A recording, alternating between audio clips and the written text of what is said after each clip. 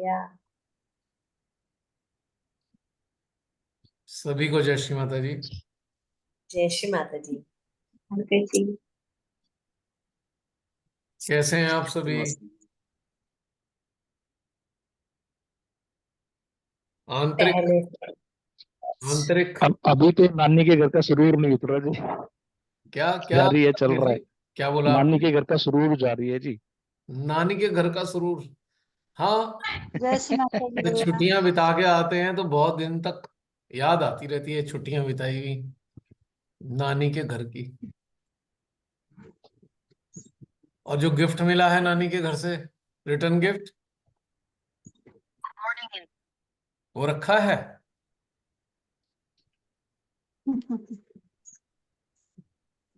वो तो रखा है भैया। रखा हुआ है। हाँ जी। अगर वो गिफ्ट याद रह गया, उस गिफ्ट को यदि हृदय अंगम कर लिया, मुझे नहीं लगता जीवन में कभी कोई परेशानी आएगी। हम एक्चुअली इस शब्द को गलत इस्तेमाल करते हैं। हम कहते हैं परेशानी आ गई। नो, ये अप्रोप्रिएट नहीं है। परेशानी आ गई, इसको ऐसे समझना चाहिए कि हम परेशान हो गए, क्योंकि घटनाक्रम तो एक नदी की धारा की तरह चल रहा है। वो बह रहा है। अब उस बहती धारा को हम किस प्रकार से लेते हैं, तो हमको कहना चाहिए अरे हम परेशान हो गए। परेशानी नहीं आई, हम परेशान हो गए, क्योंकि हमारी अप्रोच ही हमको परेशान कर रही है या हमको स्टेबिलिटी दे रही है। अप्रोच टुवर्ड्स द हैपनिंग, जो घटनाक्रम है उसके प्रति जो हमारी अप्रोच है वही है, चाहे हम उसे परेशानी कह लें, चाहे हम उसे राहत कह लें। क्यों?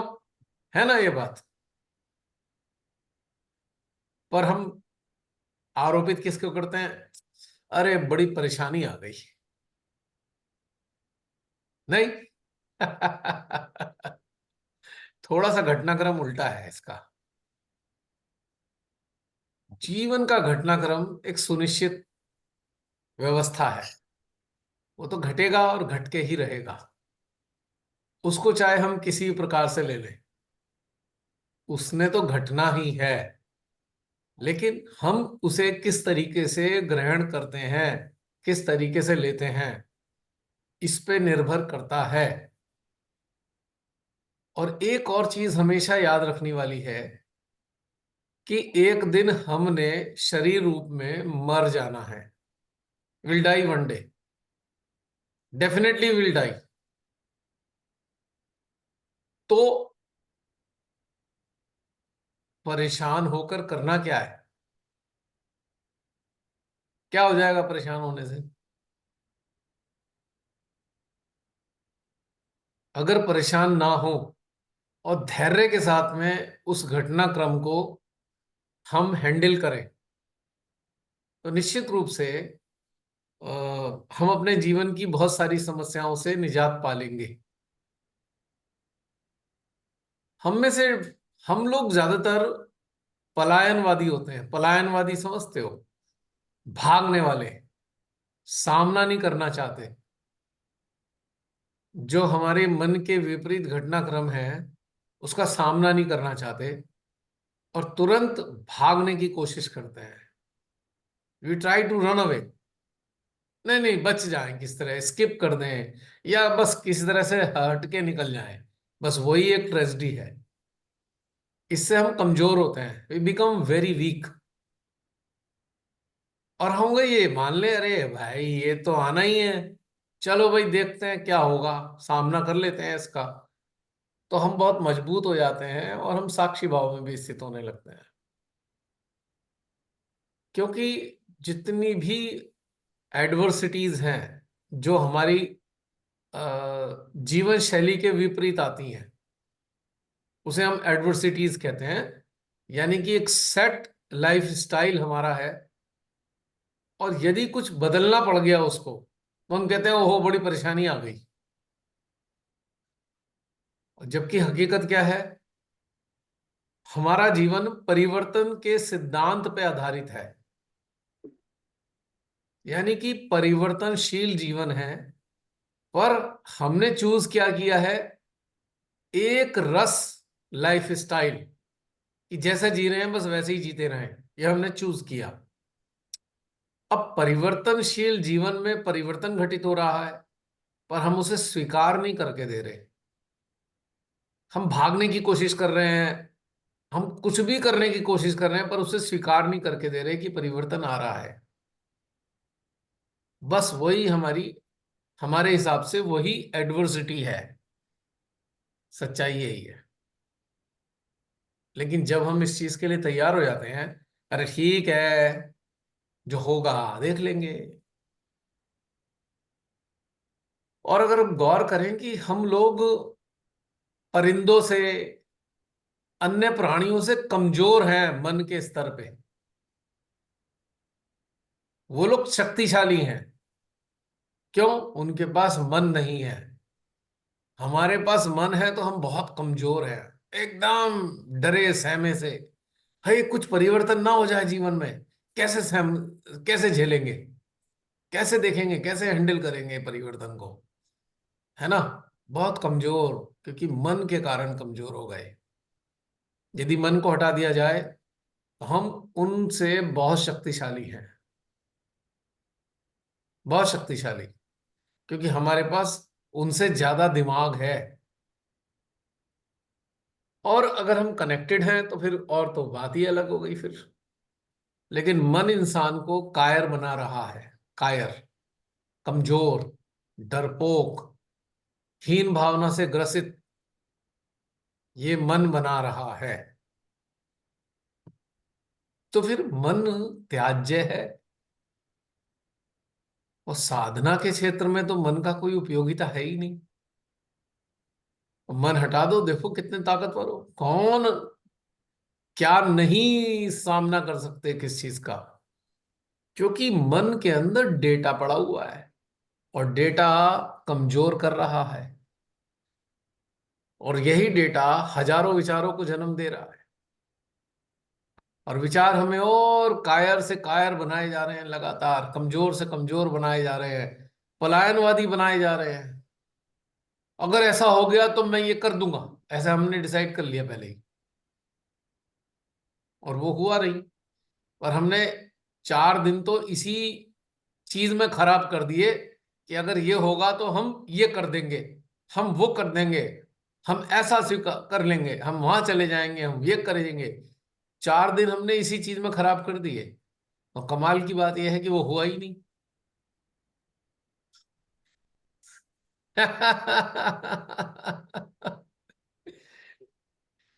अब हमें शिक्षा लेनी चाहिए चिड़ियों से।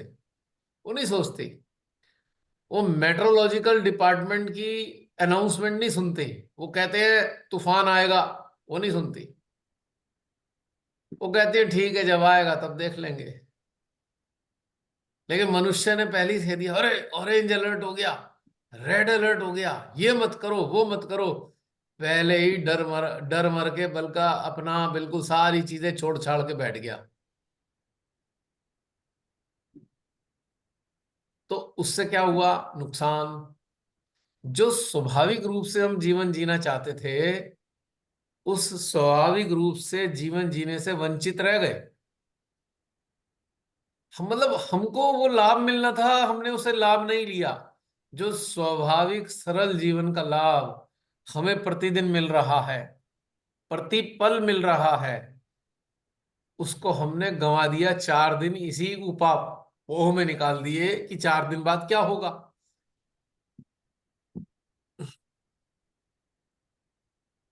कितनी मुसीबत है ये, और कितनी बड़ी एक कहूं तो मैं इसे अगर मैं डिफाइन करूं तो I will say it is a foolishness, shear foolishness.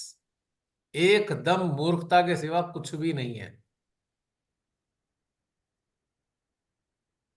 अब ऐसे जरा काउंट कीजिए कितने दिन हमने खराब किए होंगे आज तक। अगर काउंट करने बैठे तो पता लगेगा आधी जिंदगी तो हमने इसी में खराब कर दी। डरी हुई सोचों के साथ रहकर ही जीवन खराब, आधी जिंदगी तो हमने बिता दी। चलो, अगर अभी भी समझ में आ गया तो कोई बात नहीं, अभी भी जीवन संवर जाएगा, क्योंकि अभी मृत्यु तो आई नहीं। आ कभी भी सकती है पर आई नहीं है। लेकिन चलो, उस चीज के लिए हम तैयार हो जाते हैं कि अब हम प्रतिपल जीवन को जिएंगे बिना ये सोचे कि कल को क्या होगा। हर आने वाला दिन, हर वर्तमान जीवन पल पल के हिसाब से जीना शुरू कर दें, तो ये समस्या का समाधान है ये। चिड़िया की आयु कितनी होती होगी मुझे मालूम नहीं, शायद 8-10 साल होती होगी, मुझे नहीं पता। एक छोटी सी जीवन काल वाली चिड़िया ने कभी चिंता नहीं करी इस बात की। और उसके ऊपर सर पे तो ये भी सवार है, फाल्कन्स हैं, ईगल्स हैं जो उसे खा जाएंगे, कभी भी पकड़ सकते हैं, उनसे ज्यादा तेज गति से उड़ते हैं।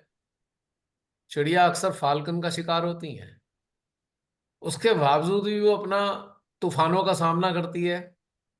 घोंसला उजड़ने के बाद फिर घोंसला बनाने जुट जाती है। उसका हौसला देखो, नन्ही सी चिड़िया का। जो स्पैरो होती है, डोमेस्टिक स्पैरो की क्या लेंथ होती होगी, 2-3-4 इंच की होती होगी हार्डली, लेकिन उसका हौसला तो देखो।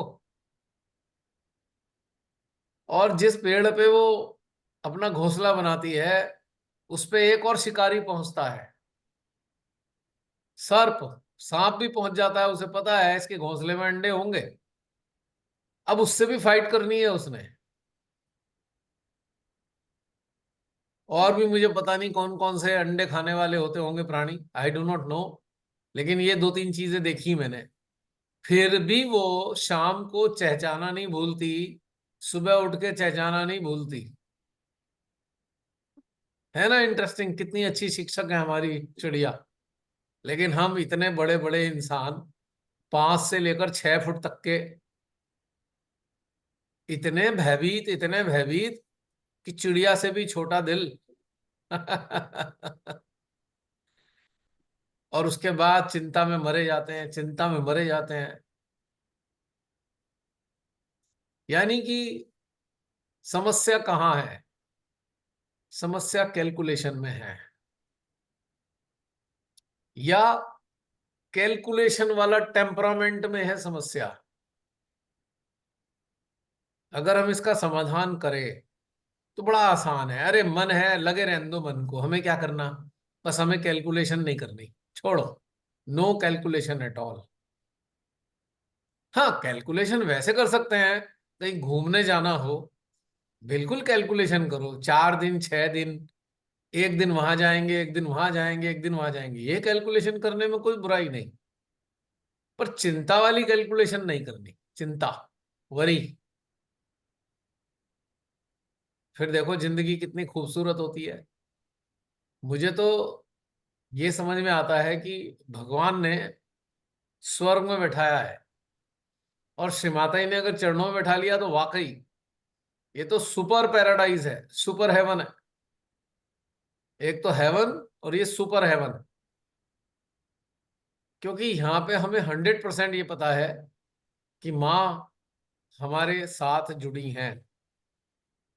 एक आम साधारण मनुष्य भी हेवन का एंजॉय कर पाता है, लेकिन हम सुपर हेवन की बात कर रहे हैं, बिकॉज वी नो कि माँ आदि शक्ति हमारे साथ जुड़ी हुई हैं। उसके बावजूद भी इतनी चीजें हमारे अंदर नकारात्मक हैं, क्योंकि हमने खुद तैयार की हैं। जब हमारा जन्म हुआ तो उन्होंने कोई भी नकारात्मकता हमारे साथ भेजी नहीं थी लगा के।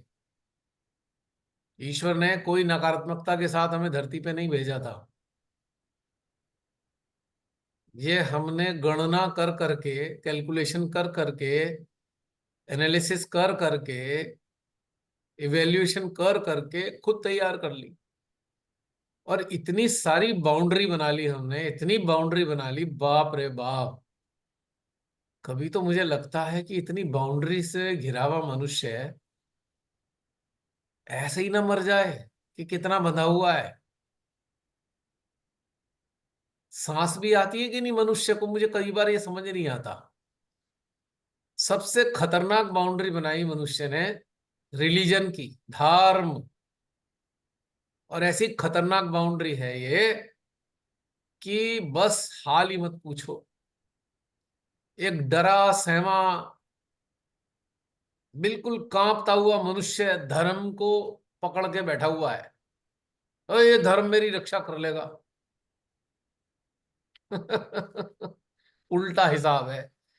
धर्म की रक्षा मनुष्य ने करनी है, धर्म तो मनुष्य की रक्षा नहीं करने वाला। हाँ, मनुष्य को धर्म की रक्षा करनी है। कैसे?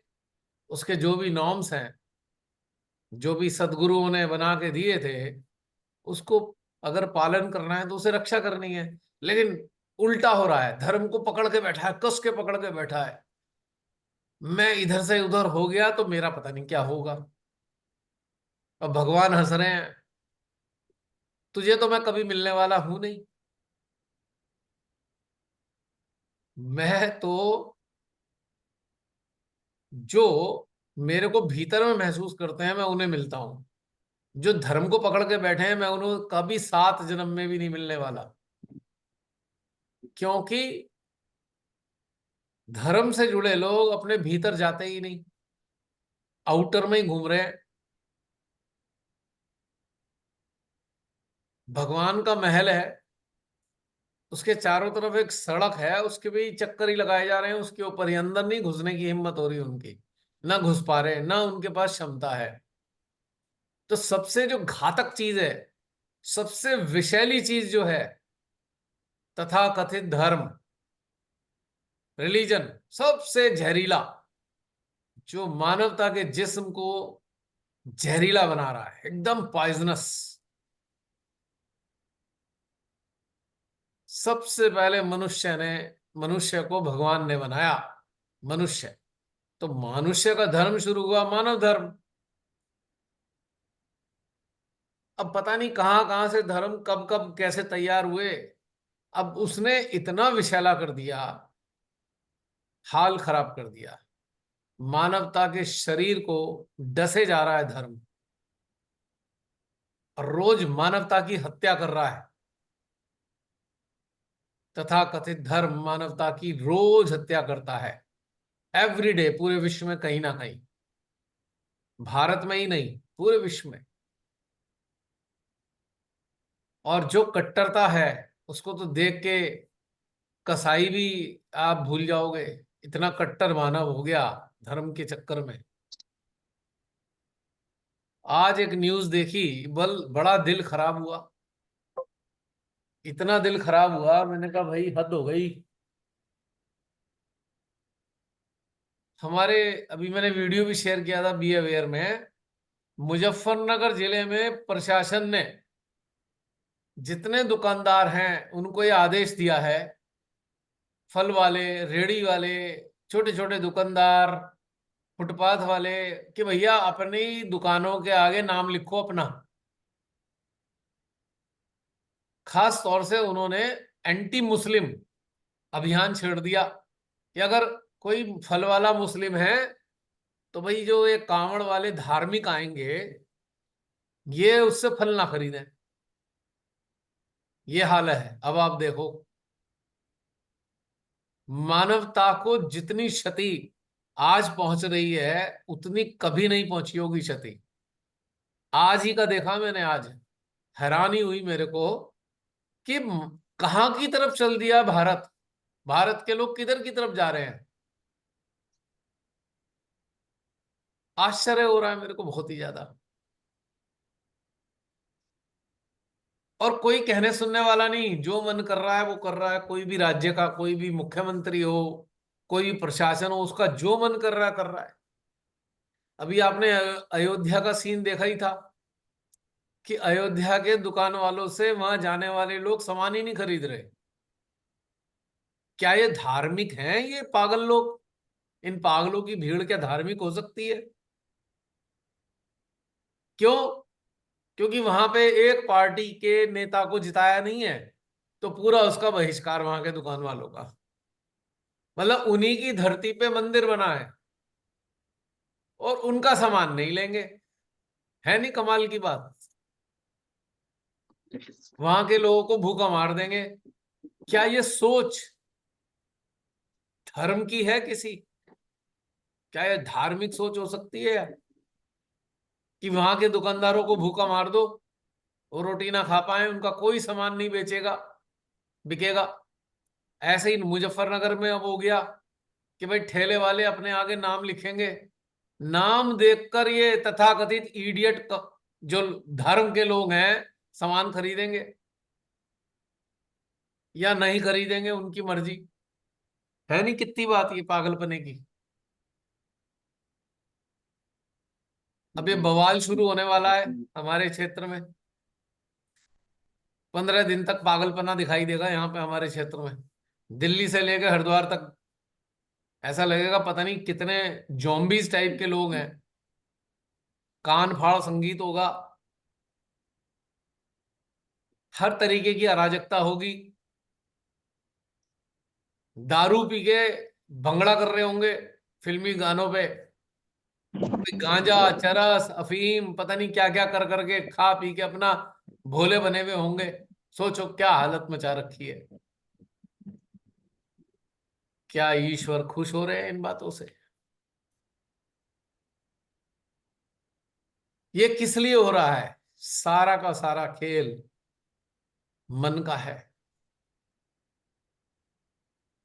मन को हटा दो तो आप मुक्त हो गए। मन लगा हुआ है तो पूरी तरीके से चेप हो रखे हैं, कहीं ना किसी चीज से चिपके हुए हैं। अभी अभी एक सूचना और आई आपके रमनी बहन आपके यहाँ की वो एक ऑडियो सुनने को मिला। सहज संस्था में भी ये बीमारी शुरू हो चुकी बहुत पहले। यहां भी एक चिपक गया है मामला। कंडीशनिंग भरी पड़ी है मन में, उल्टे सीधे काम करे जा रहे हैं सहज योग के नाम पर, संस्था के नाम पर, प्रोटोकॉल के नाम पर, सामूहिकता के नाम पे। हद हो गई बिल्कुल ही। तो अब तो भाई मुझे लगता है कि विनाश का समय आ रहा है नजदीक। बहुत बड़े स्तर पे विनाश होने वाला है, जो ये स्थितियां दिखाई दे रही हैं। भैया सारी सामूहिकता उनकी ढाल बनकर उनको प्रोटेक्ट कर रही है। हर एक के आ रहे हैं अपने अपने विचार सब दे रहे हैं। हर एक शेयर की वो अच्छा काम करते हैं। देखो कोई इसकी बुराई मुझे लगता है कि मैटर दे के लोगों से ये कहलवा रहा है कि ये फॉरवर्ड कर दो। वर्डिंग शायद उनकी ये अपनी हुई है। बड़ा बहुत मेरे को इस बार दुख हुआ इस चीज को देखकर ना। पता है बहन हो क्या रहा है? श्री महादेव पार्वती माँ से कह रहे हैं, पार्वती ये तुम्हारे बच्चे हैं? हाँ प्रभु मेरे बच्चे हैं। चलो रुको, अभी इनके खेल दिखाता हूं तुम्हारे बच्चों के। तो भोलेनाथ मुस्कुरा रहे हैं, कह रहे हैं देखो देखो पार्वती ये तुम्हारे ही बच्चे हैं, ये तुम्हारे ही हैं। देखो कैसी हरकतें कर रहे हैं ये। तो क्या हो रहा है रमनी बहन कि ये एक्सपोजर टाइम है। आप कह रहे हो सामूहिकता प्रोटेक्ट कर रही है। अगर अगर दुष्टों को सामूहिकता प्रोटेक्ट करेगी तो ऐसी सामूहिकता का क्या होने वाला है? आप खुद सोचो। क्या इसे हम सामूहिकता कहेंगे? सामूहिकता के नाम पे कलंक नहीं लगता आपको कि भाई अधर्म को प्रोटेक्ट करने जा रहे हो एक इकट्ठे होकर? तो क्या ये कलंक वाली बात नहीं है? सामूहिकता के नाम को कलंकित करने वाली कहानी नहीं है ये, है ना? लेकिन होगा क्या इसका? रडार पे आ रहे हैं, रुद्रों और गणों देवताओं के रडार पे आ रहे हैं। आप देखना परिणति क्या होने वाली है। आप आपके देखते ही देखते ढेर सारे लोगों को गंभीर समस्याएं आने वाली हैं। शारीरिक समस्याएं, आर्थिक समस्याएं, अन्य प्रकार की समस्याएं ढेर सारे लोगों को आने वाली हैं जो ये हरकतें करने में लगे हुए हैं। और जिन संस्थाधारियों ने इन महादुष्ट नेताओं को अपने अपनी संस्था में बुला रखा है, उनका तो हाल आप सोच भी नहीं सकते क्या होने वाला है। शायद देख पाए ये सब चीजें। मतलब जहां साक्षात महादेवी बैठी हैं, उनके सामने ये हरकतें, क्या गणदेवता इसको बर्दाश्त कर पाएंगे? बहुत बड़े स्तर पे, बहुत बड़े स्तर पे एलिमिनेशन प्रोसेस शुरू होने वाला है, जिसे कहते हैं ना एलिमिनेशन राउंड। इसके लिए मौका दिया गया था। कोरोना काल में एक चांस दिया गया कि जो लोग सिंसियर हैं वो वर्टिकल ग्रोथ की तरफ चलें। वर्टिकल ग्रोथ का टाइम था वो कोरोना काल। उससे पहले हॉरिजेंटल और वर्टिकल दोनों चलते थे। हॉरिजेंटल पे ज्यादा फोकस था कोरोना काल से पहले। जब साक्षात श्री माता जी कार्य करते रहे तो हॉरिजेंटल ग्रोथ सबसे ज्यादा हुई।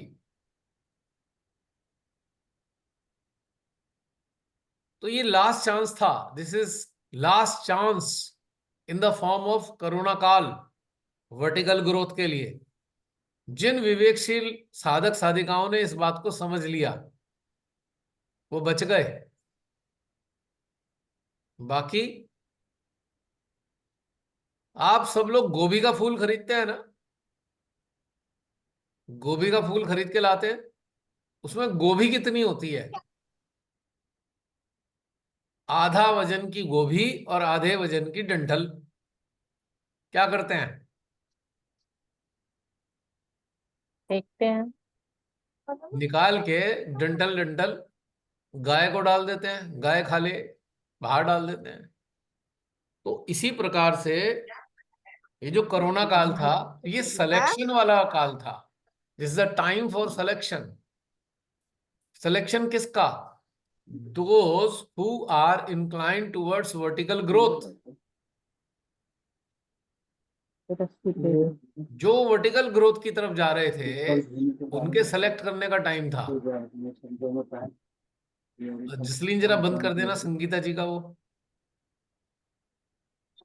हाँ जी। तो जो वर्टिकल ग्रोथ की तरफ आ गए वो सेलेक्ट होके इस साइड आ गए। अब जो हॉरिजॉन्टल ग्रोथ में ही लगे रहे वो आज भी उसी में फंसे हुए हैं। तो वो कहाँ गए? वो एक रिलीजनिज्म की तरफ चले गए। रिलीजनिज्म एक धार्मिक संगठन का रूप बन गया है आज की तारीख में। अब वो भूल जाइए, वो सामूहिकता वामूहिकता कुछ नहीं है। वो एक तथाकथित धार्मिक संगठन बन गया है। सहज योगा के नाम पर एक धार्मिक संगठन चल रहा है, जिसे बाकी चल रहे हैं। जो दुर्दशा बाकी संगठनों की है इसकी भी दुर्दशा वैसी ही होनी है। वही मार काट होगी, सोसाइटी में लड़ाई झगड़े होंगे, संगठन में एक दूसरे को गिराएंगे, कोई कोर्ट में जाएगा, कोई कहीं जाएगा, ये सब चलता रहेगा।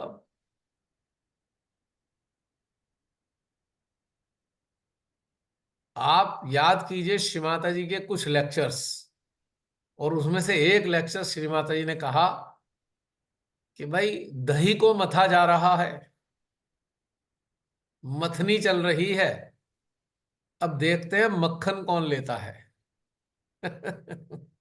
याद आया? जी।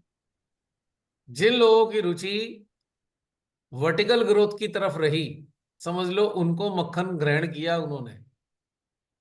बाकी छाछ छाछ पे रह गए, और छाछ की भी लड़ाई है। आप अब सब लोग अपने आप अंदर चिंतन करके देखिए, अपनी आत्मिक स्तर पे देखिए चिंतन करके। आप फोकस कीजिए सहज संस्था को, फोकस कीजिए। अभी इसी वक्त आपको रिजल्ट सामने आएगा। और वहां की सामूहिकता पे फोकस कीजिए, संस्था के सेटअप पे फोकस कीजिए। इसी वक्त 2 मिनट अपने को दीजिए और ब्लैंक होकर देखिए हृदय में क्या आ रहा है। ये जो संस्थागत एक्टिविटीज हैं या इन सब चीजों के लिए अभी आपके सामने जवाब हाजिर हो जाएगा।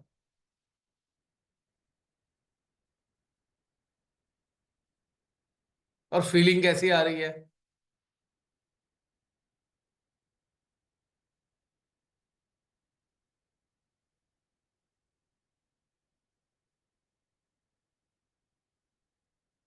और साथ में एक चीज और जोड़ लीजिए, संस्थागत सहयोग का भविष्य क्या है? जोड़िए, इस पर फोकस कीजिए, इसका भविष्य। वर्तमान तो चलो आप देख रहे हो, इसका भविष्य क्या है?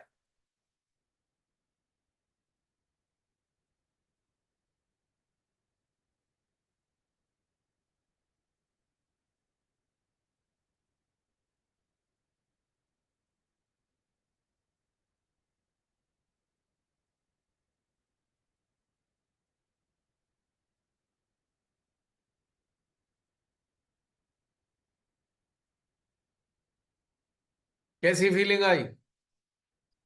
सफोकेटिंग, गला घुट रहा है। एकदम सेम गले में एकदम सफोकेशन, ड्राइनेस। सफोकेशन है भैया पूरा, तो हृदय में भी हृदय में पेन के साथ, सफोकेशन, पेन और गला। एक आप तो देख लीजिए हाल अभी क्या है। प्रेजेंट जी। एक तो अभी प्रेजेंट में ऐसा लगा कि कनेक्टिविटी भी थोड़ी मिसिंग लग रही है वहाँ पे, जो संस्था के वहाँ पे। और आने वाले भविष्य में ऐसा कुछ बिल्कुल झगड़ा टाइप का या इस तरह का, एकदम कॉन्फ्लिक्ट टाइप का, इस तरह का कुछ महसूस हो रहा कि भाई ऐसे बिल्कुल अच्छा नहीं लग रहा। सबसे पहली फीलिंग आई होगी सफोकेशन, एकदम घुटन, जैसे बिल्कुल वहां पे मजा नहीं आ रहा, एकदम ऐसा लग रहा है कि अंदर सफोकेशन आ रही है। सोच के, सोच के क्या रिफ्लेक्सेस आ रहे हैं आपको उस चीज के? भैया दूसरा। मैं कुछ बोलूं?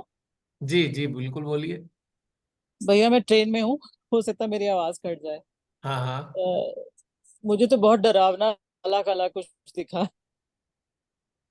अब कुछ दिखने ब्लैक वाली सा। नहीं, फील करने वाली बताइए। फील, डरावनी सी फीलिंग थी। हाँ, क्योंकि दिखने वाली चीजें वैलिड नहीं है, टोटली मेंटल प्रोजेक्शन है। फीलिंग वाली इंपॉर्टेंट है कि फील क्या आती है। जो दिखने वाली कहानियां होती हैं हमारा मेंटल प्रोजेक्शन है, जैसे थॉट वैसे ही visualisation. Brain is so intelligent, it can project anything whatever is has saved into our mind, it can easily project. लेकिन जो जी फीलिंग, भैया। फीलिंग है हार्ट में, ये ट्रुथ होती है।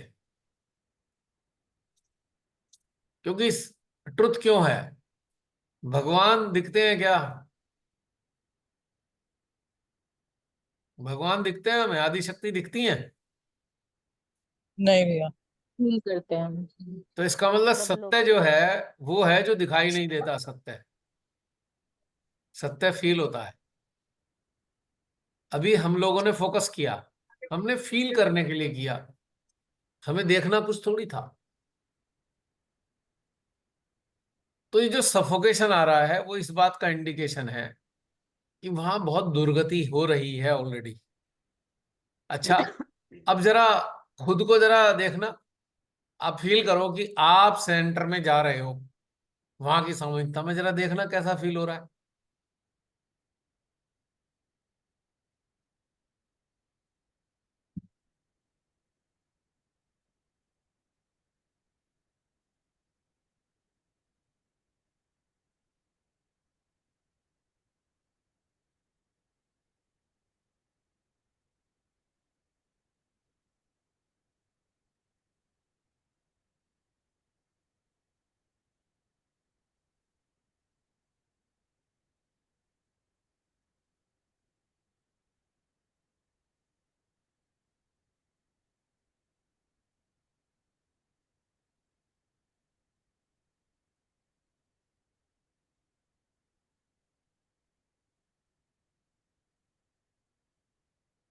फिट हुए सेंटर में? अभी मुझे ब्रीथ करने में मुश्किल हो रही थी और मेरे ना गौसारे में बड़ी दर्द सी उठी एकदम, ऐसा फील। घुटन सा महसूस हो रहा है भैया, घुटन जैसे, घुटन, हाँ। बिल्कुल घुटन। हम खुद महसूस करते हैं कि हम सेंटर गए, वहां बैठे, कैसा महसूस किया? घुटन घुटन बिल्कुल घुटन। भैया सैडनेस फील हुई। हम्म। सैडनेस। कारण क्या है? पेन महसूस हुआ। कारण क्या है? कोई बता सकता है कारण क्या है कि ऐसा हो रहा है हमें? क्या ये हमारी सोच है? क्या हमारी कंडीशनिंग है? जरा देखना, विवेचना करके अपने अंदर। भैया सबके हार्ट बंद हैं, हार्ट में पेन आ रहा है सबके।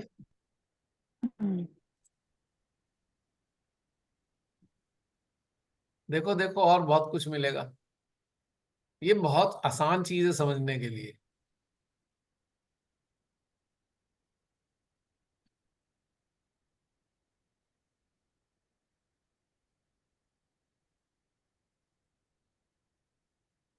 अब एक डिफरेंस और देखो। एक चीज और आपको बताना चाहता। मेरी आवाज आ रही है? डेम वो म्यूट करना पड़ेगा दूसरा वाला। नहीं, मेरा दूसरा म्यूट है। अभी किया मैंने। अच्छा, मेरा तो वैसे मैंने अब ऑफ सही। कर दिया था उसे। एको दबाना नहीं आ पड़ेगा रहा, किसी को। पहले एको आ रहा था। हाँ, एक चीज और है। अभी आपने फोकस डाला कि आप सेंटर में जाके बैठे। अब 10 साल पहले के टाइम में जाओ। 10 साल पहले आप सेंटर में गए, जरा फोकस करना इस चीज पे। 10 years before you went to center, you sat there.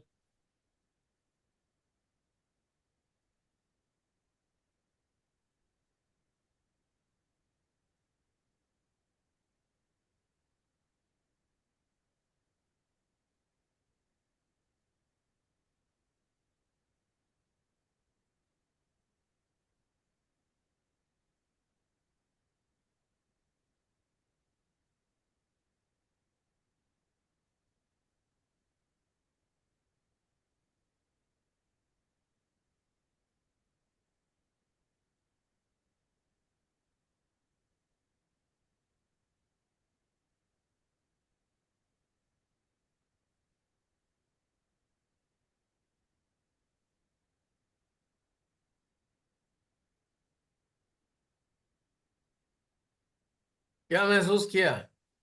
10 साल का डिफरेंस।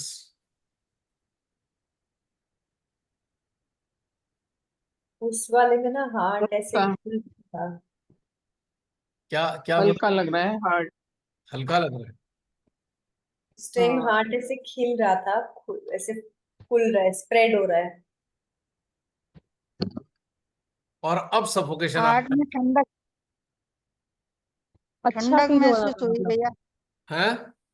ठंडक ना, हार्ट में भी शस्त्रार में भी ठंडा महसूस हुआ भैया। ना महसूस हो रहा है। प्रियंका कुछ कह रही थी? अच्छी फीलिंग आ रही थी। अच्छी फीलिंग आ रही थी। इसका हाँ। क्या मतलब है? जो लेवल ऑफ अवेयरनेस है कलेक्टिव की, वो डाउन हो गई। स्टैग्नेंट हो गई। यानी कि आपकी सोल को वो एटमॉस्फेयर अच्छा लग रहा था, लेकिन आपकी सोल आज के एटमॉस्फेयर को रिकमेंड नहीं कर रही। सफोकेशन कौन दे रहा है? Who is being suffocated? Soul. Surround. Soul जो सोल डीप फीलिंग। है हमारे हाथ में वो नहीं दे रही है, है सोल जी। सफोकेट कर। हाँ, यानी कि ओके। सोल को बिल्कुल पसंद नहीं आ रहा कि हम वहां पर, हमारा शरीर वहां जाए या हमारी चेतना वहां जाए और उसका आनंद ले, क्योंकि सोल को पता है वो आनंद नहीं मिल रहा है। ये जो सफोकेशन आ रहा है, ये बहुत बड़ा प्रूफ है, ये कोई मेंटल नहीं है। और ना ही हमारा कोई उद्देश्य है ऐसा कि भाई हम कहें कि ठीक है वहां मत जाओ, ये मत जाओ, वो मत जाओ। मेरे को इससे कोई लेना देना है नहीं, कौन जाता है कौन नहीं जाता। It hardly matters to me. But हम अटेंशन के थ्रू ये चीज समझ पा रहे हैं हम अपनी अवेयरनेस को वहां भेजते हैं, हमारी सोल इस चीज को रिकमेंड नहीं करती, क्योंकि जो एनवायरनमेंट हो गया है वो सोल के मतलब का नहीं रहा, लेकिन 10 साल पहले वो वातावरण मौजूद था।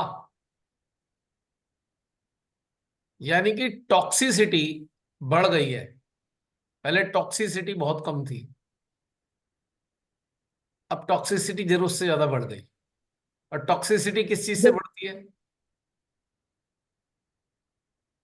जैसी मेंटल मतलब रिले जो होता है हमारा, जो हमारा मेंटल रिले है, उसी से टॉक्सिसिटी एग्जैक्टली, टॉक्सिन्स हमेशा माइंड से फैलते हैं। यानी कि माइंड का इन्फ्लुएंस जरूरत से ज्यादा बढ़ गया तो आपकी सोल को पसंद ही नहीं आ रहा एटमॉस्फेयर। चलो एक और फोकस करते हैं। भैया हाँ जी। भैया जी। हमने तो 10 साल पहले जो डाला तो सफोकेशन के साथ मेरे तो हृदय में पेन होने लगा। हम्म।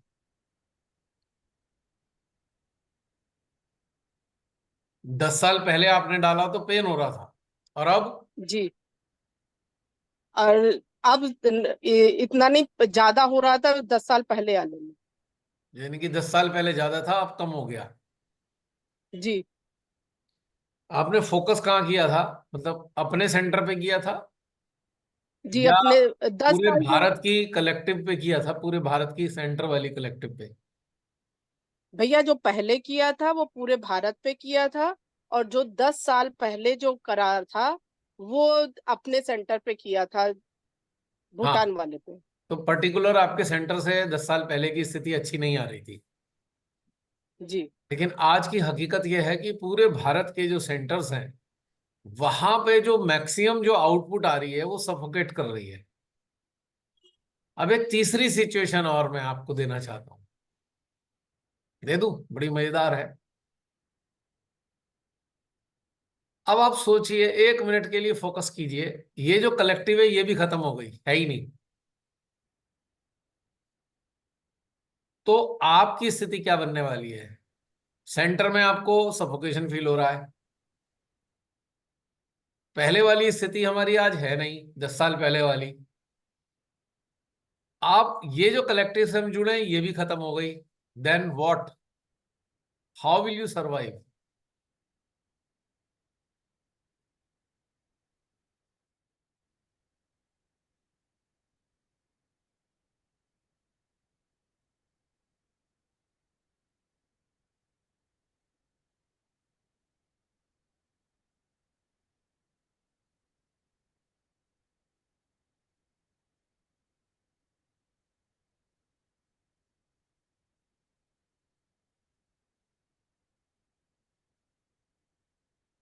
क्या करेंगे तब आप जब ये भी नहीं रहेगी? लेफ्ट हार्ट में एनर्जी से फ्लो आने लग गया। हार्ट से हार्ट नहीं? That will क्या be आया? more spirit oriented ना, spirit will guide us. और बताओ, और किसी के कुछ आया? भैया बहुत हार्ट की तेजी एनर्जी से बहुत एक हार्ट स्प्रेड एक हो रही तेजी है। से एक चल एक रहा भैया। करके सारे एक साथ बोलोगे तो कैसे काम चलेगा? हाँ, एक एक करके बताइए। एक बहुत अच्छी मतलब एकदम सुकून भरा फीलिंग था, कुछ भी कोई भी चीज कमी नहीं। आर्ट अच्छा हम्म। मतलब सब है, ऐसा कि कोई कमी नहीं, कुछ नहीं छूटा। ये वाली स्थिति थी, आगे बढ़ जाए। और क्या ऐसा लगेगा कि किसी कलेक्टिव को ढूंढेंगे, कोई कलेक्टिव मिल जाए? पूरा नहीं। हार्ट एकदम चले ठीक है, बहुत सुंदर। है? अभी कैसी स्थिति है ना, जैसे हमारे साथ कलेक्टिव का जॉय तो है पर मिसिंग फैक्टर नहीं है। हमें एक दूसरे का साथ है कलेक्टिव एनर्जी का, बट मिसिंग फैक्टर नहीं है। तो यही वाला मुझे लगता है जो फीलिंग है वो कंटिन्यू होगा। और आज सुबह मुझे ये सपना भी आया था, मुझे अभी याद आया तुम्हारा ही सपना कि डिकोड हो रहा कलेक्ट है यहाँ। पता नहीं कुछ ऐसे ही तभी याद आया मुझे। कुछ भी। क्या था? सपना बता दो, क्या था कि कलेक्टिव खत्म हो गया? याद, मुझे एकदम ऐसे वेग सा याद आ रहा है कि ऐसे कलेक्टिव नहीं है, मेडिटेशन नहीं है ऐसे। फिर ऐसे ही था कि बस अब ऐसे ही करना है, ऐसे करके कुछ याद आ रहा है, पूरा नहीं याद, बट ये था कि मेडिटेशन नहीं है ऐसे वाला। आप तब आई सबकी। Don't recall. हाँ जी, हाँ जी, जी। कौन बोल रहा है? अभी कौन बोला था? मैं ही थी वो बोल रही। तुम ही थी? अच्छा। I was the one who. Okay, okay. और नेक्स्ट कौन बोल रहा है? नेक्स्ट अभी जसलीन ने बोल दी अपनी बात, कई लोग बोलना चाह रहे थे ना उस भैया, पर। भैया आनंद फील हो रहा है भैया, बहुत आनंद फील हो रहा है। बहुत अच्छा लग रहा है और ऐसा महसूस हो रहा है कि पूरा कलेक्टेड अंदर है, माँ अंदर है, सब कुछ अंदर है। तो वैसा कोई कमी कोई महसूस नहीं हो रही बिल्कुल भी। ये कलेक्टिव यही पहुंचाने के लिए तो है। Hmm. It is just like a car. Destination तक पहुंचाने के लिए ये कलेक्टिव रूपी कार ही तो चाहिए आपको।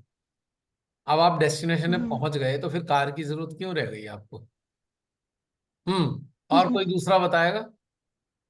हाँ जी भूमिका। भैया। मुझे ऐसा फील हुआ। जी, जी। हाँ, हाँ, बताइए कौन अ, बोल। गीता मैं दीदी बोल सकते हैं। हाँ, बोलिए, बोलिए तनु। मुझे ऐसा फील हुआ एकदम सब मतलब मैं कहीं जा रही हूँ, जैसे सोल मेरा हाथ पकड़ के, और पूरा आसपास का जो माहौल है मुझे कुछ सुनाई नहीं दे रहा था। ऐसा लग रहा था कि सोल विल गाइड अस, यही हमारी कलेक्टिविटी रहेगी। बस यही थॉट आया उस वक्त, बस यही दिखाई दिया, कुछ नहीं था उसमें। ओके, फील हुआ ऐसा। और ऐसा नेक्स्ट। फील हुआ। गीता बहन, आप कुछ बताने जा रही थी? हाँ जी भैया, जैसे ये सोचा तो हार्ट के चारों तरफ एनर्जी का एकदम से फ्लो और ज्यादा बढ़ गया।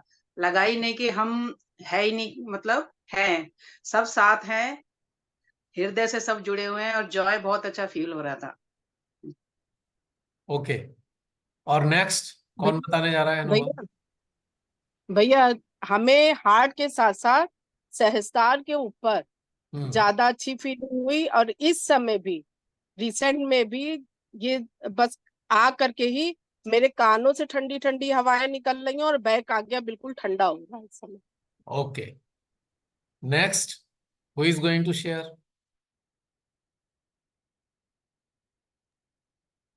ऐसा तो बिल्कुल संभव, एकदम शांत, जैसे कुछ भी नहीं चाहिए, जो प्रेजेंट में जो हो रहा है बस उसी को एंजॉय कर रही थी, कुछ ना आगे का सोचना ना पीछे का, ऐसा कुछ भी नहीं था।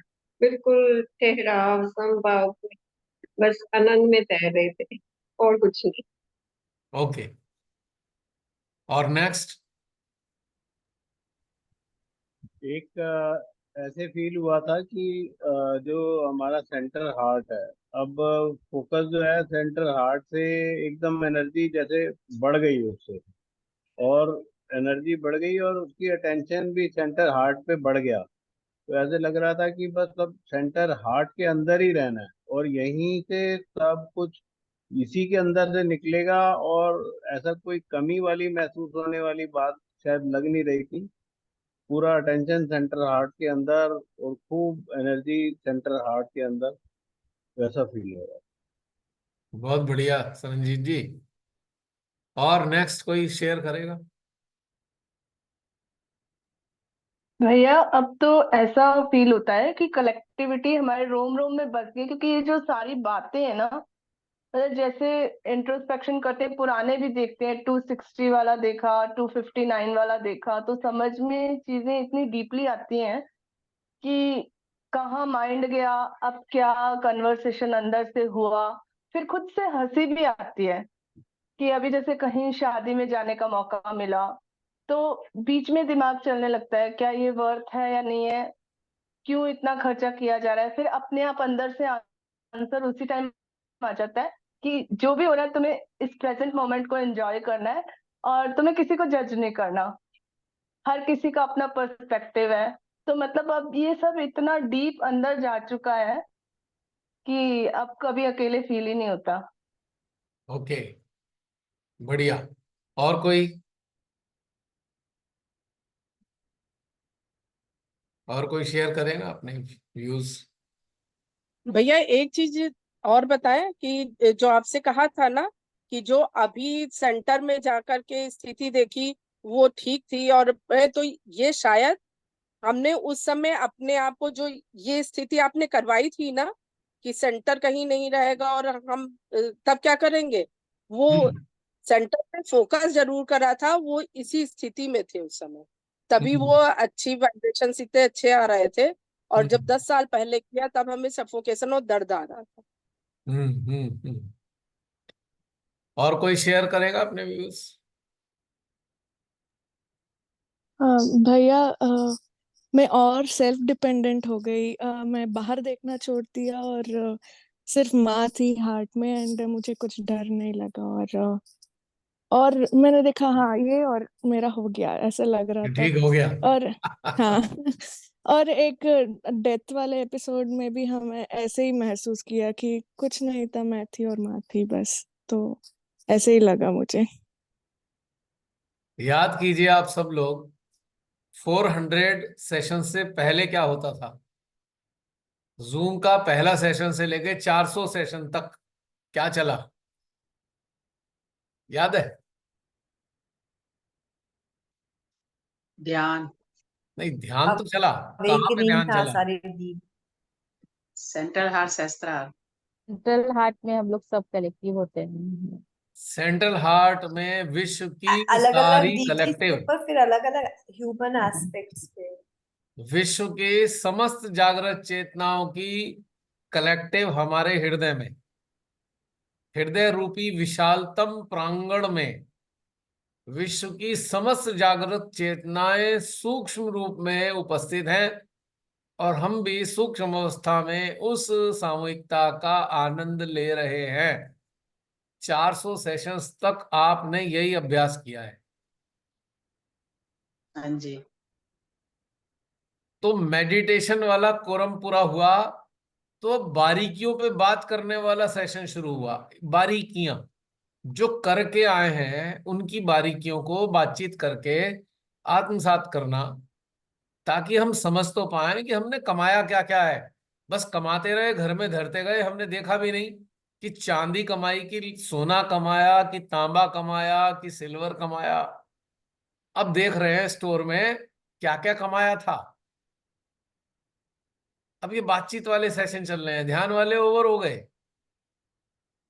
अब ध्यानस्थ अवस्था में बातचीत है, ताकि ध्यानस्थ अवस्था हमें माँ का सानिध्य देती रहे, और उनके सानिध्य के प्रकाश में उन सूक्ष्म चीजों को हम देख पाए जो हमको आगे बढ़ने से रोक रही हैं, और उन्हें हटा पाए। जैसे कहते हैं ना, बिनाई या दाल को साफ करना। स्टोर से दाल तो आ गई, अब उसकी प्लेट में फैलाकर, थाली में फैलाकर उनके कंकड़ पत्थर बीन रहे हैं। अब ये वाले सेशन चल रहा है। तो उन 400 सेशंस में हमने क्या किया? हृदय की सामूहिकता में ही आनंदित रहे। जिन्होंने अभी नहीं उनसे गुजरे हैं पिछले 400 सेशन से, एक एक करके रोज गुजरे हैं, देखें कितना मजा आएगा। वो सारा कोर्स पूरा हो गया आपकी सामूहिकता का। इसीलिए आज आपको बाहरी सामूहिकता की आवश्यकता है ही नहीं, क्योंकि आपकी चेतना उन्नत हो गई आंतरिक सामूहिकता के आनंद में। उसका अभ्यास बन चुका। अब आप महसूस कर रहे होंगे आपको बाहरी सामूहिकता की आवश्यकता है ही नहीं। ये तो अभी भी जो है हमारी सामूहिकता वर्चुअल है, ये फिजिकल सामूहिकता तो है ही नहीं। तो 50% से ज्यादा तो आप हवाई वाली सामूहिकता का आनंद ले रहे हैं। जैसे कि हृदय में विश्व की समस्त सामूहिक चेतनाओं को हमने महसूस किया, तो समझ लो ये भी एक सामूहिकता है जो हृदय में मौजूद है, ये जो दिखाई देती है वर्चुअल। और 12th वर्कशॉप तो नानी का घर था जहां मस्ती मारने गए थे। हाँ, कौन सा ध्यान व्यान किया है भाई? अब कोई होमवर्क करता है नानी के घर में ले जाके, होमवर्क ले जाता है कोई? हम तो मस्ती मारने ही जाते हैं, और मस्ती मार मूर के आ गए, और मम्मी क्या पहले करना ही पूरा करा देती है है? भैया। नानी के घर जाने से पहले होमवर्क पूरा करना पड़ता है। और क्या। मम्मी कहती है छुट्टियां हो गई, होमवर्क पूरा होगा, फिर हमने जाना है। अब ये जो वर्कशॉप होंगे, जब भी आगे भी होंगे, वो तो एक सेलिब्रेशन होगा कि भाई छुट्टियां हैं, चलो छुट्टियां मना के आ जाओ, एंजॉय करो छुट्टियों को। एक समर वेकेशन का होगा, एक विंटर वेकेशन का होगा। दोनों में घूमने जाते हैं हम लोग। तो कहने का मतलब यह है कि अब आपके अंदर सामूहिकता को लेके मिसिंग फैक्टर है ही नहीं, क्योंकि उसका अभ्यास आप लोगों ने पिछले 2 साल 3 साल लगातार किया है। 3 साल तो कंटिन्यूअस अभ्यास किया है इस चीज का। आप मुक्त हो गए हो बाहरी सामूहिकता से। You have been freed from the external collective. हाँ, आप अगर कभी गए, कहीं चले भी गए आप सामूहिकता में, तो आप अजमा के देख लेना, आपको बड़ा अजीब सा लगेगा। अजीब सा क्या लगेगा कि आप फिजिकल फॉर्म में वहां होंगे भी, पर आपको रियलाइज नहीं होगा आप फिजिकल फॉर्म में हो। और चूंकि आपको अपने हृदय वाली सामूहिकता की अच्छा अभ्यास पड़ा हुआ है, तो आपको बाहरी सामूहिकता के साथ आपका एक रेपो जनरेट नहीं हो पाएगा। आपको मतलब कनेक्टिविटी फील नहीं होगी बाहरी सामूहिकता से, क्योंकि वास्तविक सामूहिकता को तो आपने चख लिया। अब जिसने देसी घी खाया हो, उसे डालडा कैसे समझ में आएगा? बताओ, अच्छा लगेगा डालडा के पराठे? और सच्चाई क्या है? अब सच्चाई पे आ जाते हैं। शुरुआती दौर में श्री माता ने कुंडली उठाई, उन्होंने कहा बेटा ध्यान में आओ, सामूहिक होकर ध्यान में बैठो, ताकि शक्ति मिले, एनर्जी फील्ड एक दूसरे का मदद करे आपको। किस चीज में? आपके हृदय में स्टेब्लिश होने में एनर्जी फील्ड मदद करे। शुरू में आप कोशिश करते और फट से स्प्रिंग की तरह बाहर आ जाते, हृदय में जा ही नहीं पा रहे, घुसते हैं स्प्रिंग की तरह उछल के फिर बाहर आ जाते हैं। बड़े मुश्किल से जैसे तैसे करके महीनों सालों में जाके हृदय में स्टेब्लिश होने का अभ्यास बना, और धीरे धीरे करके उसमें स्थापित हो गए। अब आप खुद ही सामूहिक हो गए। अब आपको सामूहिकता की आवश्यकता रही नहीं, आप ही सामूहिकता बन गए। You have become the collective. You have become the collective. क्यों? कोई भी इंसान आपके संपर्क में आएगा, मान लो साधना से जुड़ा हुआ इंसान है, और आप उससे कहोगे 1 मिनट के लिए चल भाई अपने हृदय में चल, खट से वो अंदर हृदय में उतर जाएगा और वो ध्यान में चला जाएगा। तो वो उससे जब पूछोगे कैसा महसूस करा, वो कहेगा मुझे तो ऐसा लगा सामूहिकता में बैठा हूं। क्योंकि आप ही सामूहिकता बन चुके हो हकीकत में। या ये कहें कि you have become the representative of collective, divine collective, which is going on in to your central heart. इतना बड़ा सेंटर है कि इसको नाप नहीं सकते कितने मीटर का सेंटर है आपके हृदय में, कितने किलोमीटर का सेंटर है। पूरी पृथ्वी इस सेंटर में समाई है। अब बताओ, इससे बड़ी कलेक्टिव आपको कहां मिलेगी? आप किसी ईंट पत्थर के बने सेंटर में जाते हो, कितना होता है? 1000 गज का, 500 गज का, 2000 गज का हो जाएगा ज्यादा ज्यादा। और यहां तो पूरी पृथ्वी आपके हृदय में बैठी है, पूरा पृथ्वी समाई है आपके हृदय में। पूरे वर्ल्ड के जो एनलाइटेंड सोल्स हैं वो आपके हृदय में मौजूद हैं। अजमा के देख लो। बताओ किससे मिलना है? चलो एक काम करते हैं, आपके संपर्क में बहुत से लोग होंगे, आप जिनसे हेलो हाय कर चुके होंगे, मिले होंगे, बातचीत करी होगी कभी। हाँ, सुपात्रों की बात कर रहा हूं मैं, कुपात्रों की बात नहीं कर रहा। तो जरा देखते हैं हृदय में चल के, क्या वो वहां पे हैं? हृदय रूपी सेंटर में चलते हैं, क्या वो वहां बैठे हैं? देखें जरा। चलो देखो देखो देखो।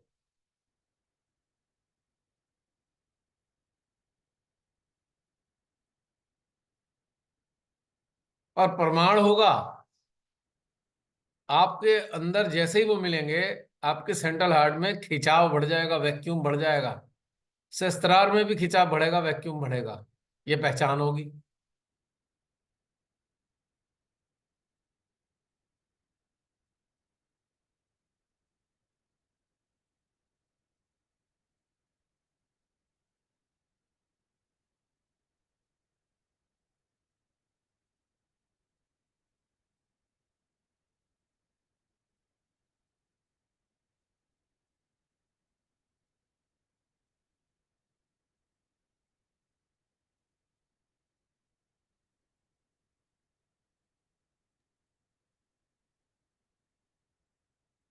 ये सर के तो सभी रोम छिद्र एकदम से खुलने लग गए मेरे तो। ऐसा फील। प्रमाणित हो गया, पूरी कलेक्टिव हृदय में ही है। और जो हमारे प्रिय हैं वो भी हमारे हृदय में बैठे हैं। अब जरा देखना, जो सहजी नहीं है, जो हमारे प्रिय हैं, क्या वो भी हैं क्या अंदर?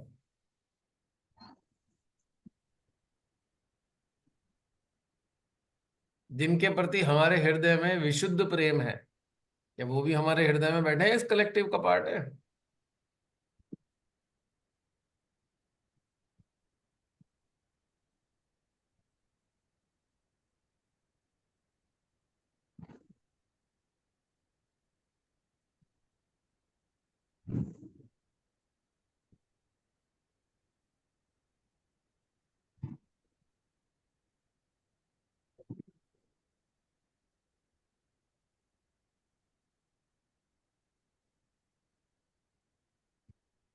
दिया कुछ भी नहीं आया उनके प्रति, जबकि हम उनको, वो रहते आंखों के सामने है कुछ अपने, पर आया कुछ भी नहीं अब के टाइम।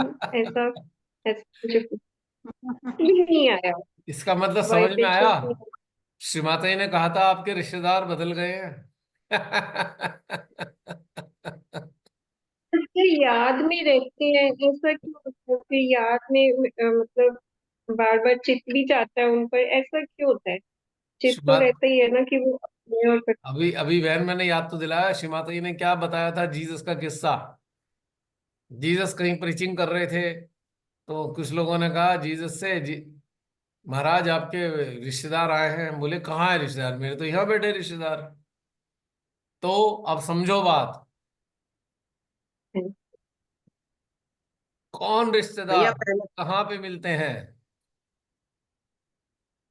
यानी आर्ट में कि ही। जो एनलाइटेंड सोल हैं, उनके रिश्तेदार हृदय में मिलते हैं। और वास्तविक पक्की बात रिश्तेदार है। वही हैं जो हृदय में मौजूद हैं।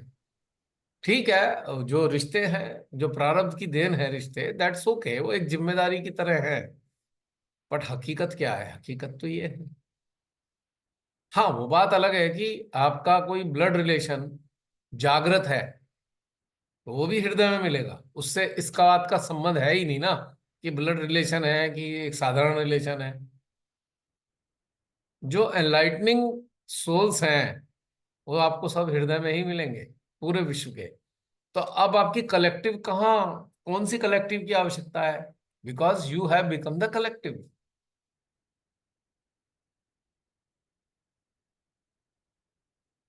आपका हृदय खुल गया। पहचान क्या है? हृदय में इतनी हलचल है, कहीं वैक्यूम बन रहा है, कहीं खिंचाव हो रहा है, कहीं दुनिया भर की अलग अलग तरीके की हलचलें आ रही हैं, जो ये बता रही हैं हृदय खुल गया। हृदय खुलने का साधारण मतलब क्या है? कोई बताएगा? हृदय खुलने का सीधा साधा मतलब क्या है? एक बहुत सरल मतलब। हम समाज सबके में अब लिए नहीं प्रेम, अटके हुए। निर्वाज्य प्रेम। बहुत सुपात्रों के लिए प्रेम का बहाव रहता है, बिना उसमें एफर्टलेस। लेकिन प्रेम का भाव आता कहां से है? What is the source of prem भाव?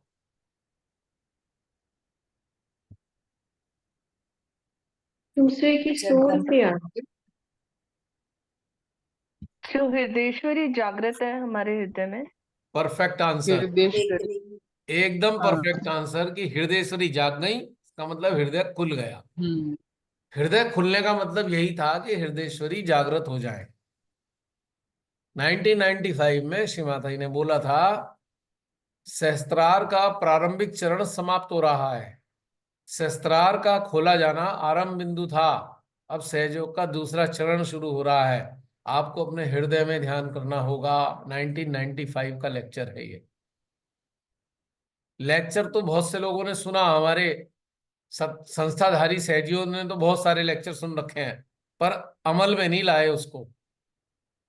अगर अमल में लाए होते, आज संस्थाधारियों में इतने युद्ध ना हो रहे होते।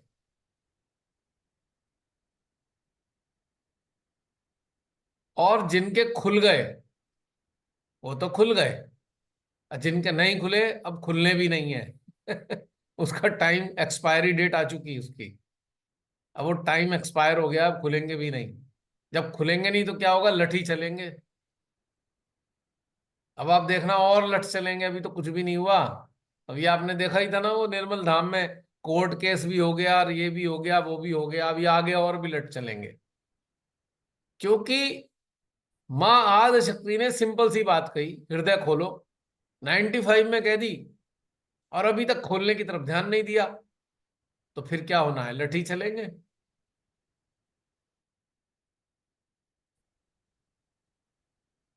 अब कुछ होना नहीं है, अब तो बस ऐसे ही, अब एक संप्रदाय बन जाएगा,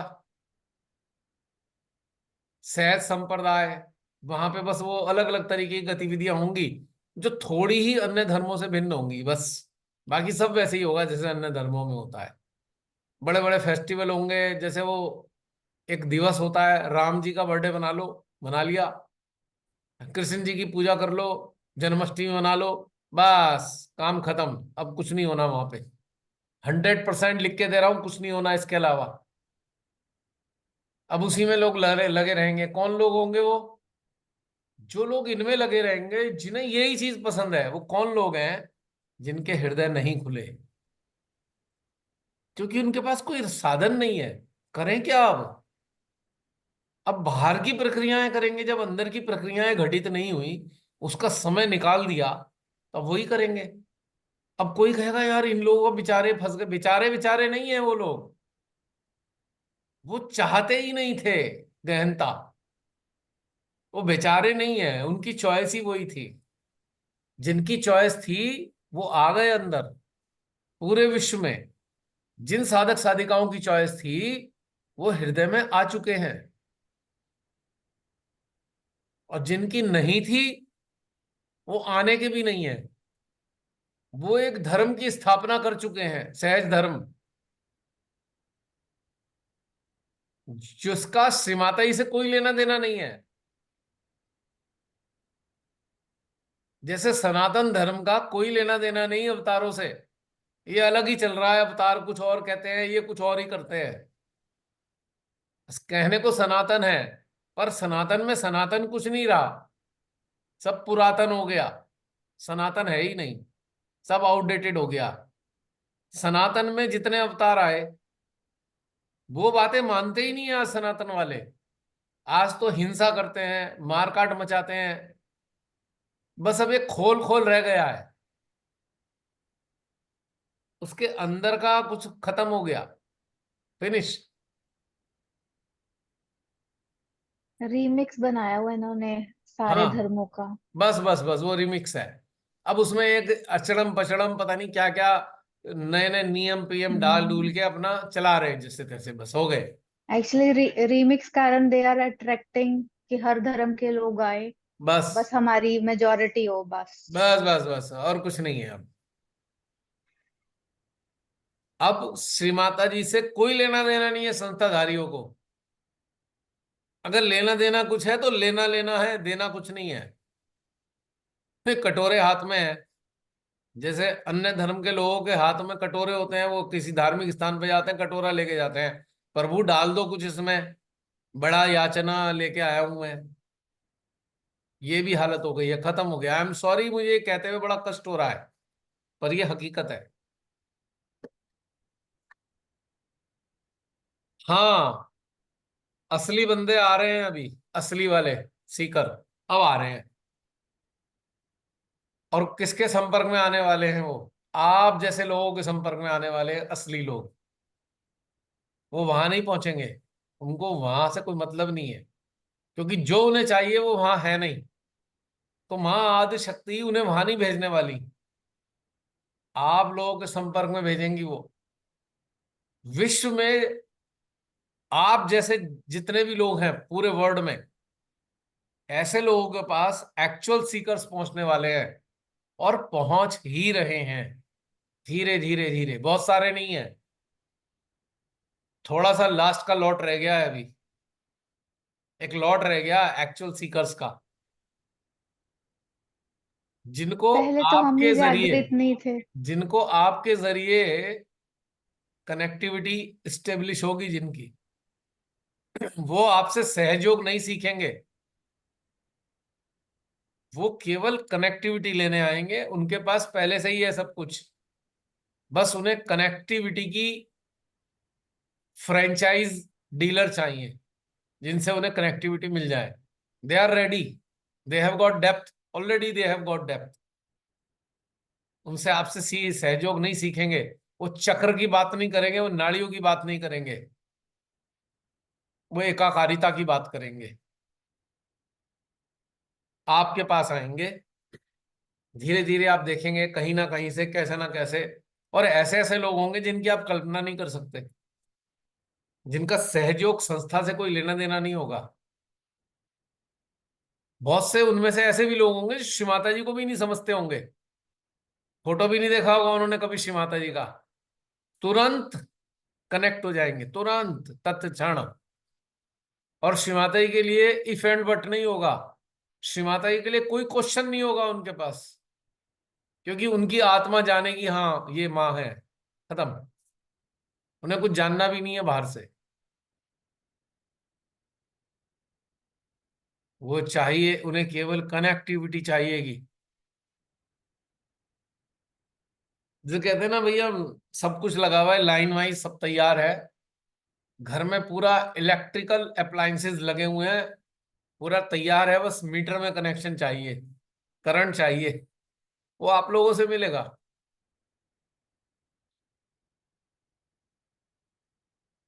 अब ये बाहर का टेंट्रम जो है, सहज संस्थागत, ये सब जीरो है। अब वो कुछ, अब वो उनका कोई मायने नहीं है आज की तारीख में।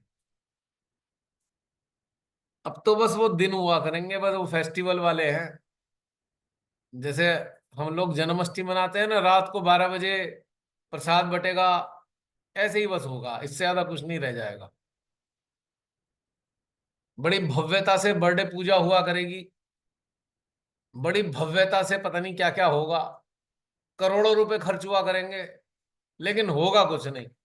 बस वो वही सब होगा जैसे चल रहा है सारी दुनिया में। दुर्गा पूजा देखिए आपने, बड़े से पंडाल लगते हैं, कभी कभी जागरण हो जाता है, कभी वो गाने वाले आ जाते हैं, पूरी पूरी रात चलता है, बस यही रह जाएगा और कुछ नहीं रहेगा। श्री माता जी की बात दोबारा दोहरा रहा हूं, माखन कौन ले गया? ले गया जिसे लेना था। ये सीन है।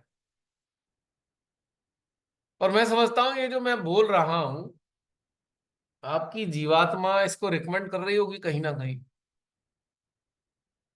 इन शब्दों से आपकी एनर्जी बढ़ रही होगी, रिकमेंडेशन आ रही होगी एनर्जी के फॉर्म में, वैक्यूम के फॉर्म में। आप सब लोग इस जगह पे आ चुके हैं। और जब कभी ऐसे घटनाक्रम हुआ करेगा, आपके सामने आएगा, अच्छा सेंटर में ये हो रहा है, आपको लगेगा ये कौन सा सेंटर है, सहयोग का तो नहीं है ये, ऐसा लगेगा ये सहज का सेंटर है क्या? आप अजनबी सी महसूस करेंगे, अजनबी, ना ना ना, ये हमारा सेंटर नहीं है। ये श्रीमाता जी का सेंटर तो नहीं है, ऐसी वाली फीलिंग आएगी। ये सारा घटनाक्रम आप महसूस कर सकते हैं अभी इसी क्षण।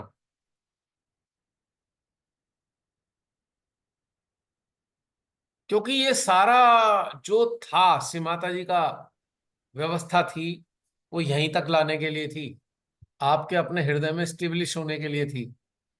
अब आप लोग हृदय में स्टेब्लिश हो चुके हो, ठीक है। कुछ कंडीशनिंग आती रहती है जाती रहती है, that is a different thing. Establish की बात है,